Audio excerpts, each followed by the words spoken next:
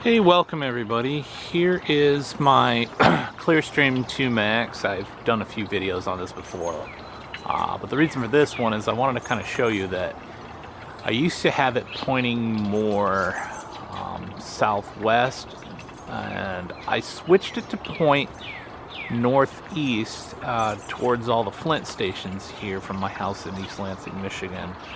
I was having a problem with channel 6 WLNS, which I found out from a person that I also work with, that he's having problems with it down in his house down in Mason.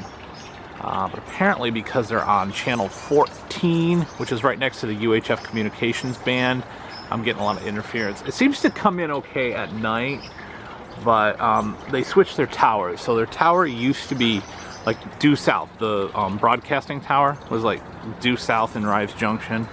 Their actual studios is right there and you can see it, but now it's like 6 miles away over in Okemos, so it's like super close. So it's really weird is that when I'm having the interference issues, I can get it better on an internal antenna than on the external. I think what's happening is that I'm getting interference out here that I'm not inside. So I also thought that maybe the amp, because it was right up on the post, it's now right here. I think I zoomed in on this before. I used to have a splitter there from the old antenna, and I thought, well, let's just move the amp there and see if that made any difference. Well, my northeast move did make a big difference, and the difference is that I now get the most channels, and it seems to be consistent with channel 17. Here's the sassy dog.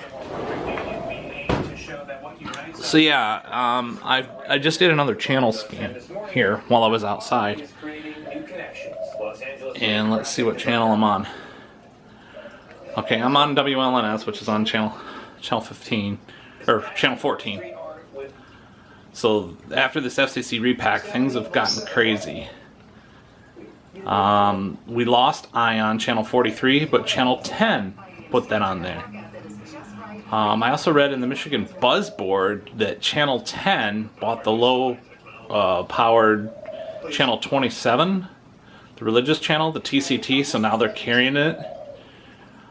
Channel 12, even though it's coming out of Flint, I sometimes lose this if there's different conditions, you know, just things that are kind of crazy. I've also noticed that the winter, I don't get as many channels, even though that there's no leaves on the tree, and I think it's because the hot and humid air helps carry the signals a little bit further of the summer.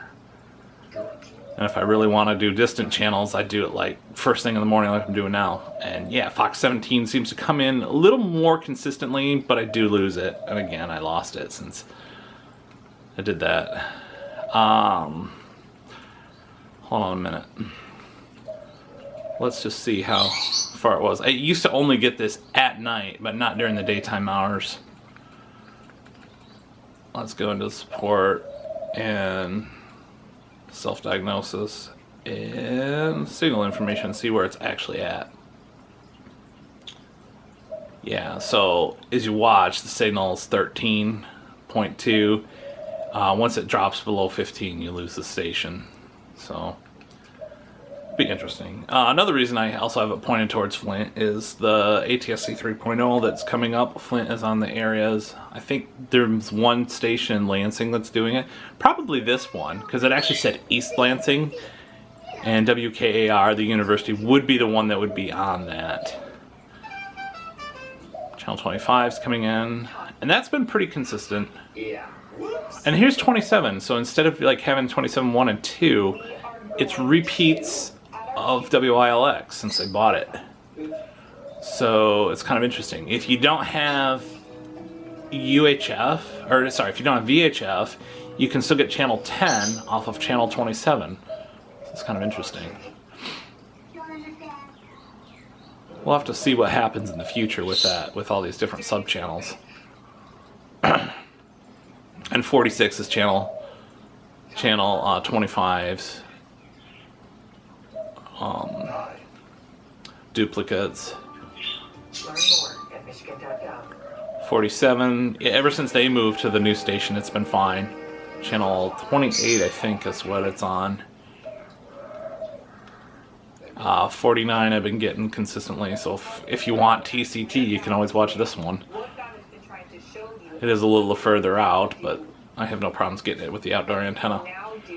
53 is channel 6's subchannels, and that has the glitching that channel 6 has occasionally.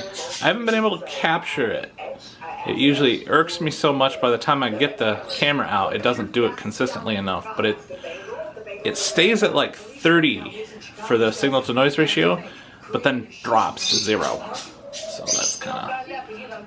Well, it doesn't actually drop to 0, but you just lose a picture and sound, and it kind of glitches out, like it's raining when it's like perfectly clear out. And then, yeah, so there's pretty much all the stations that you get in Lansing. 6, 10, 12 out of Flint. You can get 17. That's one that's kind of on the fringe area to get.